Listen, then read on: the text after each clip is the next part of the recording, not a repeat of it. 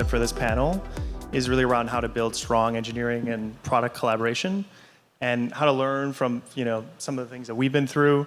Some of the themes for this talk is around autonomous teams is the first theme. So how do you actually create value with a team, but also build team happiness while doing it? How do you balance innovation and speed with a healthy dose of tension and ambiguity? And finally, transparency and servant leadership to drive scale. So kind of want to pass the first question over to Drew. Drew, before we were talking about Facebook and how Facebook creates autonomy, can you tell us a little bit how that works between the product engineering teams? Cool, yeah. So when I was thinking about this, I think a couple of things work well about the way that sort of Facebook set up product and engineering, where engineers are very encouraged to be autonomous, and the whole organization across product engineering design is really focused on impact at the end of the day.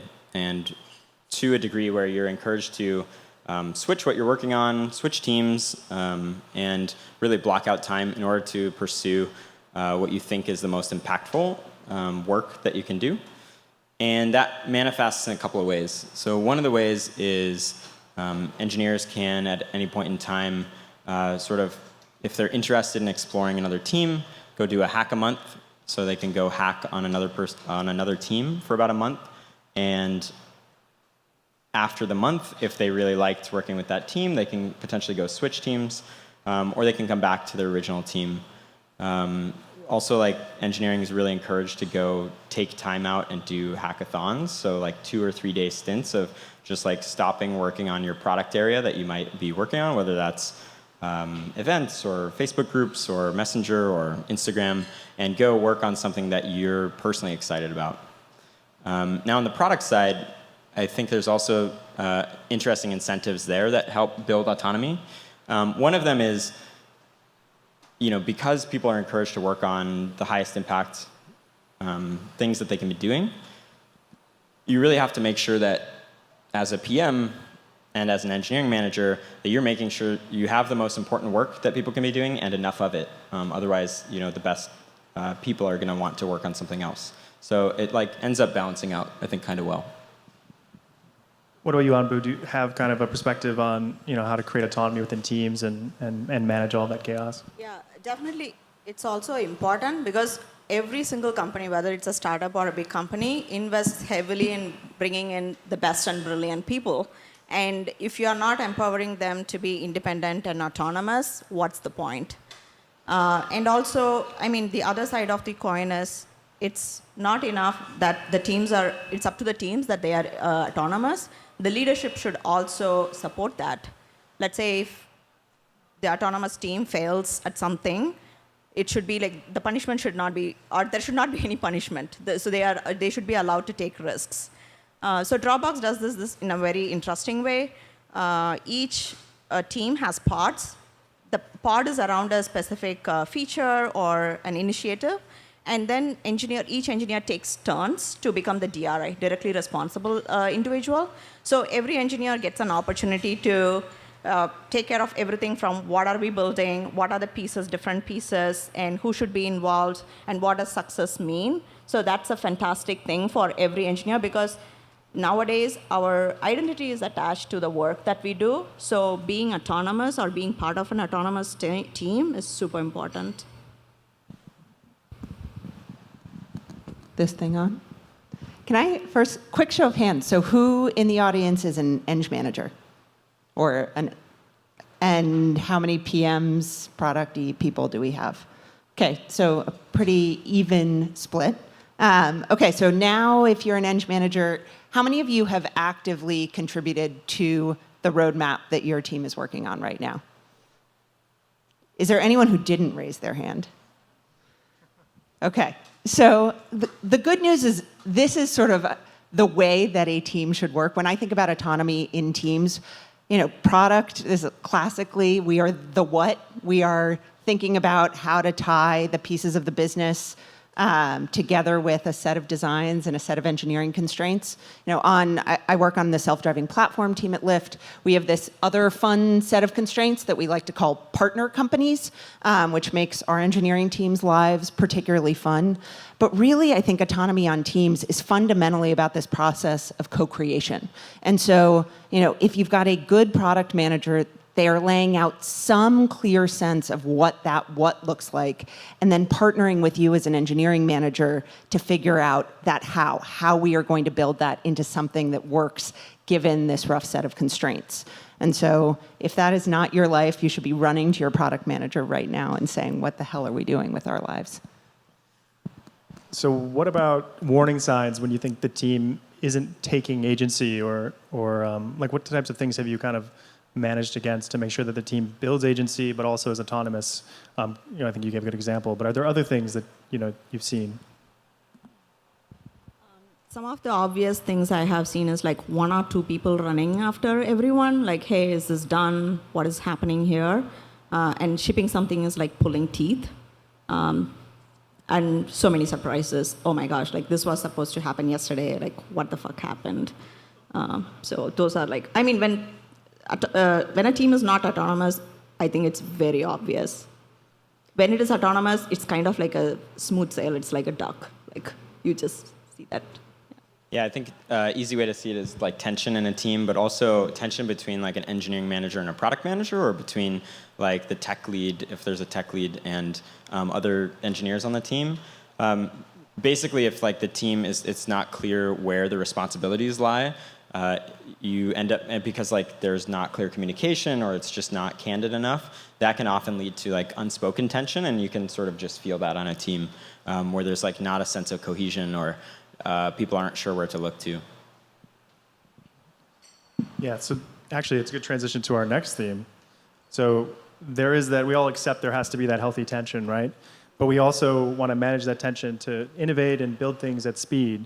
So Anbu, we spoke about this healthy tension before, and I was wondering, you were saying you really like to build creative products, build them fast and under these conditions. But what does like healthy tension mean to you, and how do you find that balance between healthy and frustrating?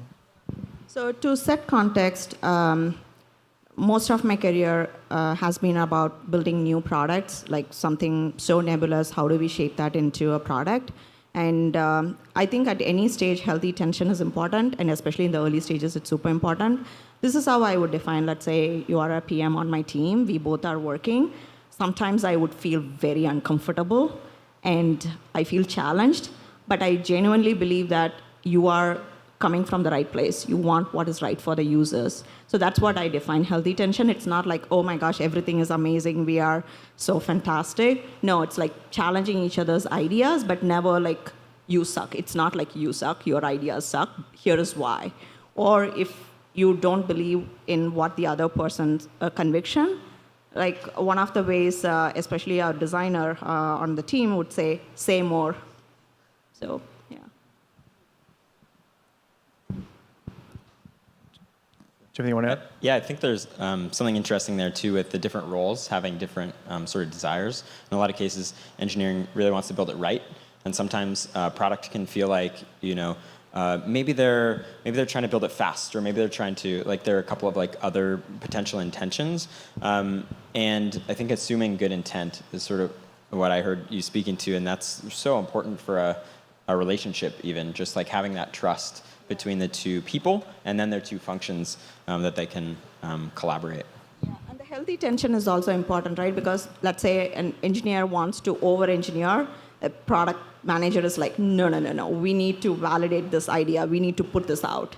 So in most cases, healthy tension is a good thing for the product. I also think one thing you can think about is just articulating the framework each of you is using. We often walk around with these implicit biases in our heads, and we don't call them out for each other. So one of the big tensions on our team, we're between like a live product team. We have a live self-driving product in Las Vegas, but we also are kind of an R&D team. We're often doing things that are speculative and that are kind of going to to land a year or two into the future. And so that can be really tough for an engineering team that is used to shipping products on a regular basis. And so one thing we've done is sort of started to articulate a team framework for decision making around sort of, impact and sort of ease of execution so that we can actually be sitting in a room making decisions off of the same rubric rather than kind of speaking at odds. Yeah, I think that makes a lot of sense, having like a framework of understanding. Are there any other rituals or practices on the other teams that you try and put in place in order to promote this healthy tension but ease maybe unhealthy tension? I think getting to know each other personally a little bit more helps, because when you want to bring your independent thinking, conflicting ideas to the table, you want to have a healthy debate around that. So creating many social events helpful. And I have also seen like people writing working with me framework docs. This is how I work. This is how I communicate. That has also been helpful. Yeah. I think one is just being really explicit, sort of to your point of whether it's a framework that you're working from as a team or even individually. Like, hey, this is how I see our relationship working. These are how I see some of the roles and responsibilities. In past teams, this has fallen to engineering, this has fallen to product, but I'm open to figuring out like what your strengths are, what my strengths are, and how we want to do this together. And that sort of like laying all of the pieces on the table can often help in just being really clear and verbalizing all of the areas of overlap that might otherwise be sort of gray. I'm resisting every urge to make a beer joke per the events of this week, so that's one way to solve every problem.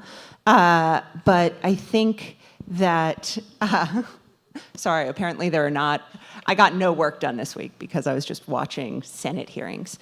To that point, I think part of the way that you get over this tension, I think it's building on what you guys were saying, is you bring your full self to your team. I mean, one of the things I like best about working at Lyft is that be yourself is part of, our core values or our company culture. And I literally, I've got a bunch of people who I work with here. They can attest to the fact that I will come into our pod and like dance on a bad day, because that's how you get through a tough partner meeting or something that might go wrong. And so I think the more you can bring of who you are to your team, the easier it is to continue to resolve those tensions. And so I think the relationship between the engineering manager and the product manager is actually like unique in the team. Certainly you want to have a good relationship and rapport with the team members that are contributing, but the trust between those two to me feels like very paramount. Is there anything that you do to highlight or focus or work on that in particular, that relationship between the engineering manager or leadership and the product manager on the team? That would be different from, say, the rest of the team, or is it all just kind of the same? I mean, I think typically it's kind of like a left arm and a right arm situation. I mean, what do you do differently? You are kind of attached at the hip to that person. You make decisions completely together. Whereas if you, depending on the size of your engineering team, you might not engage as much day to day. I think, one interesting conversation that you guys may have on your teams is, how much it should be a one-to-one relationship between the PM and the EM versus, a one-to-many. I tend to find I want to have personal relationships with, every engineer on the team because we are building something together. But that if I'm going to make sort of calls about how we prioritize, I'm working much more with that engineering manager. So I think of it as a more intense sort of professional relationship than you would have with everyone else on your team, but not necessarily distinct in terms of that quality to commitment. Commitment to quality. There we go.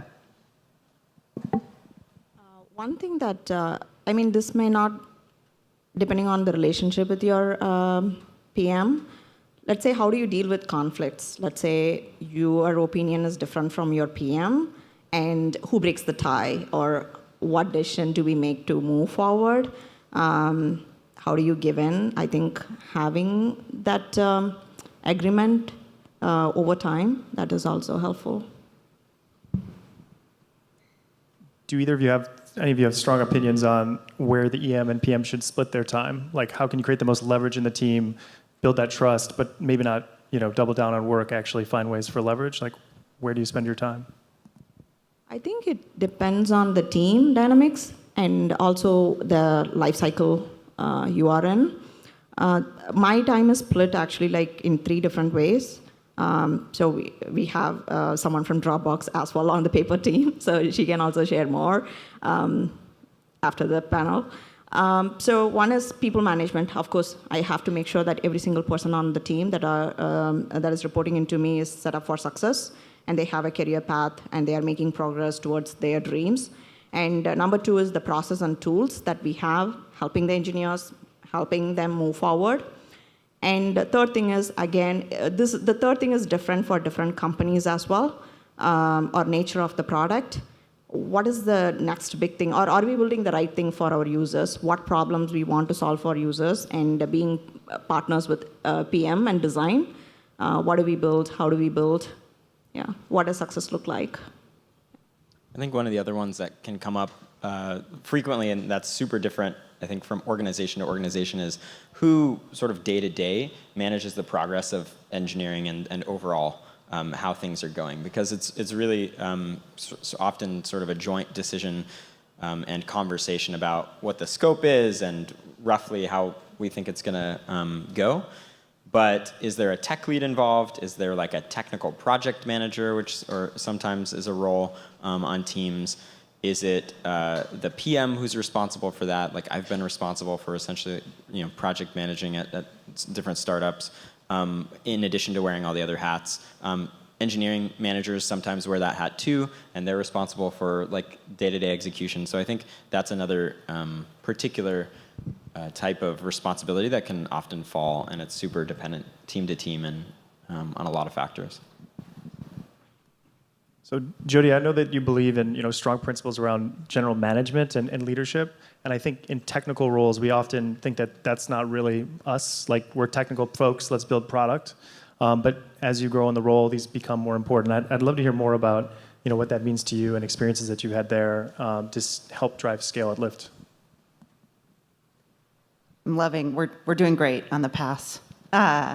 So, I think one of the things you and I have talked a little bit about, and certainly something I've talked to other people at Lyft about, is sort of the power of humility in being a leader. And I think this is something that is dramatically undervalued in the culture of San Francisco and Silicon Valley more broadly. So, I think that I came to this in part out of necessity and part by personality. So I walked into Lyft 3.5 years ago when we were a much smaller organization with literally no engineering background. So I have a degree in social studies. I had been a management and strategy consultant, and I got brought in, to solve a very specific product problem, but with no product expertise. And so I remember, it was literally my first day at Lyft, and just for fun, to prepare for this, I actually looked back on the notes from my conversation. So I had to take over what's called our airports API. So we send real-time data to airports to let them know where Lyft cars are. And I did not know what an API was. Let's start there.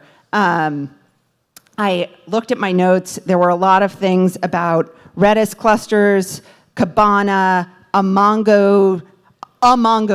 I was like, I don't know what this thing is. And ride states got me. And all of my notes for the meeting are just me sort of taking down these words with these side notes to myself saying, like, look up API. Like, I had no idea what to do. And like every stupid early product manager or early person in a job ever, I faked it. And we talked about whether we would swear or not, I completely fucked it up. So I imposed the wrong requirements on my team. They had to do all this excess work, and no one at Lyft was happy with me for a reasonable amount of time. And at the time, the engineering manager I was working with, a guy named Mark Kinsella, basically came over to me and was just like, dude, like, what happened? And I was like, I didn't know what to do. I didn't want to bug you. Who knows what, is going through my head. And he just looks up at me and goes, just ask. Just ask. And so now, as we have moved into this world, we now manage multiple partnerships with large self-driving car companies. I need to have significantly more important conversations on a regular basis than, hey, what's our airports API going to do? What I now do is, ahead of every meeting with the lead engineer on my team, I literally go through the agenda and say, okay, here's where I feel comfortable. I'm going to drive us to this resolution. Here's what I think is going to get tough. Let's talk about how we're going to handle that. By the way, I'm really terrible on the spot with technical implications of things. So if anything like that comes up, you're going to have to handle it. Are you cool with that? And that works beautifully for us because it empowers him to do what he does really well. He doesn't feel like he's sort of there with a PM who's overstepping their bounds. And it allows me to do what I do well. And I think our willingness to just admit to moments of not knowing is both, it drives trust in teams, but it also drives performance in teams. And particularly as you scale and everyone is dealing with problems where they don't know the answers, you have to start opening yourself up to those moments in order to build success. How about you guys? Do you have any kind of general management principles, things that are on the softer side, non-technical, that have really helped you? So a couple of things I learned along the way, maybe with paying a bigger price. First, again, I can relate to Jody.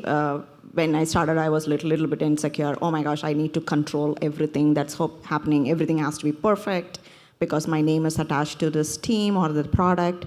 So after that, you realize that the biggest gratifying thing is you actually help others succeed in what they are doing, and that actually becomes your success. And your success would be much bigger when you can do that. So right now, I actually my defaulted to two basic things. One is help my team to be self-managing because people are really smart. I honestly don't like the title manager. I don't want to manage people. I want to inspire people to do their best work and help them do their best work. And second thing is, again, helping them succeed in their career. What does success mean that is different for different people, and help them genuinely help them. I think in a similar vein, as an engineering manager, having people report to you where you're supporting them in their growth, you have to sort of know them individually and be able to help them grow in the ways that they want to grow. I think you have the same thing in product management where you need to understand the strengths of your team. And so the more intimately you can understand that, the better you can actually work with other people and achieve the outcomes. So also to your point of, just that sort of knowing how to ask for help, or also knowing how to identify where the strengths of your team are so that you don't have these super rigid roles necessarily, but it's flexible and you can row in the same direction, so to speak. Awesome. So I want to open it up to the audience. If there are questions for the panel. I don't know where the mic, we got a floating mic back here. Does anybody have any questions for anybody in the panel?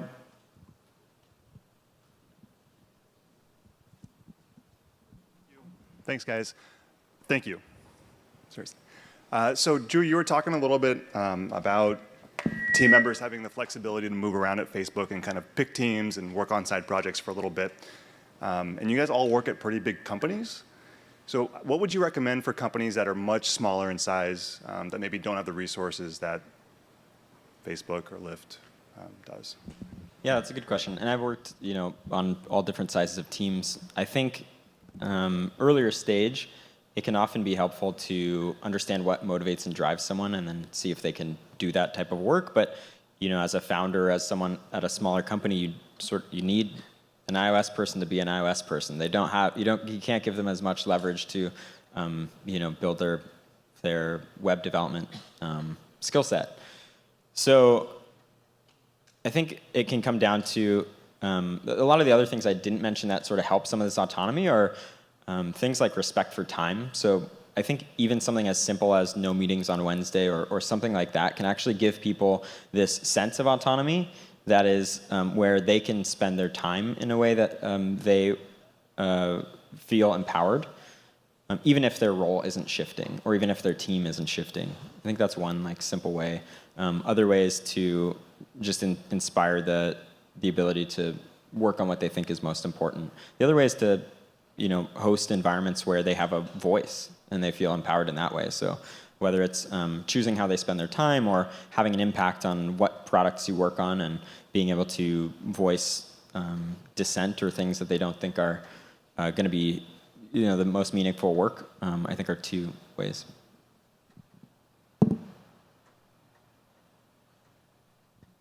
Yeah, thank you all of you for sharing us with your experiences. I think Jody talked a little bit about your experiences when you were first starting as a product manager. It's actually my second month right now. So we just talked about a startup. So why don't I ask you about for a starting product manager, what would be your advice for anybody? Yeah. Yeah. First off, congratulations. Secondly, I think my core advice relates a little bit to what I said, which is start by focusing on your strengths and what you are good at. You are hired for a specific set of reasons, right? You're great at communicating, or you're great at really distilling a problem. And there may be places where you're a little bit weaker up front, especially as you're getting your feet under you and you're building that trust. I think focus on playing up those strengths, and again, asking for help where you have areas of weakness. The other thing I would say is spend a little bit of time with senior leaders at your company, understanding what your company culture is around sort of what's perceived as value. So someone gave me the advice when I came into Lyft, make sure you deliver a win within 3 months. So get something with your name and a W on that column within 3 months, and then you'll be able to do whatever you want here. Every company sort of thinks about this differently, but take the time to solicit advice so that you know kind of the sandbox you're playing in.